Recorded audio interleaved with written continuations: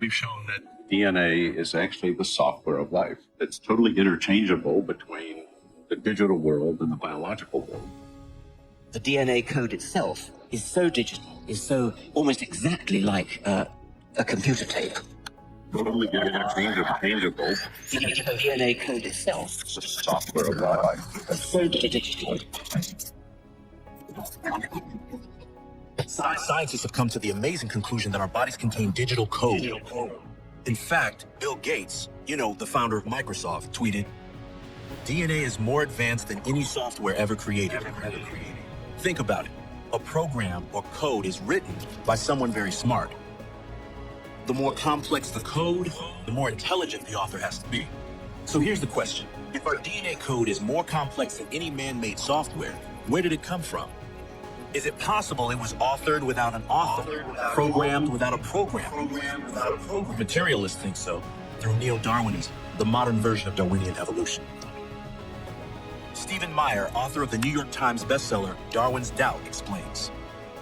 According to neo-Darwinism, new genetic information arises as a result of random mutations in the arrangement of the nucleotide bases along the spine of the DNA molecule. If those random changes are beneficial, they're passed on and preserved.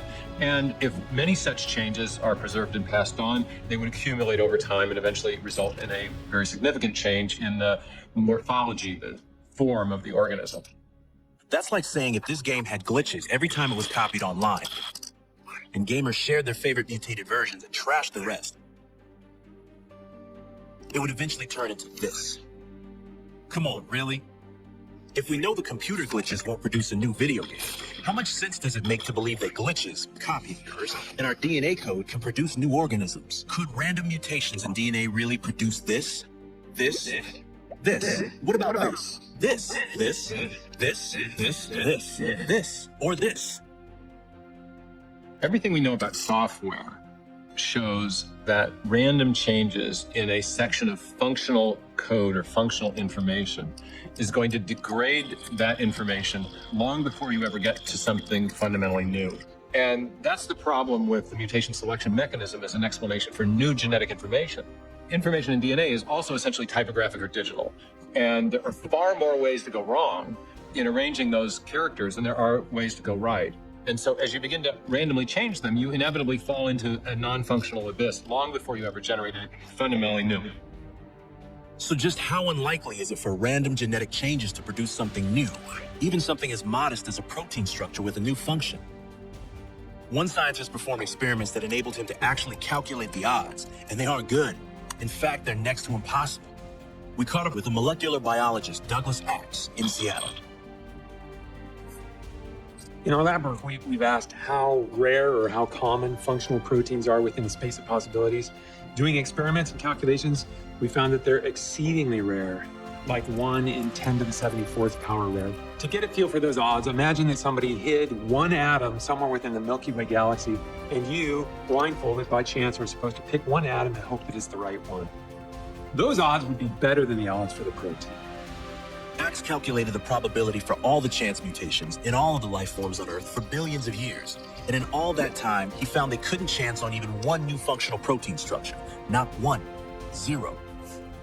And keep in mind, it takes thousands of distinct proteins to build any kind of complex life, including humans. And many of these proteins are unique to each individual life form. So we go from improbable to basically impossible. The bottom line is that the mutation selection mechanism simply lacks the creative power to generate the new information necessary to build new organisms in the history of life. If the material processes of mutation and natural selection aren't capable of producing the biological information needed for life, then where did it come from? Our uniform and repeated experience, as Darwin himself pointed out, is the basis of all scientific reasoning about the past.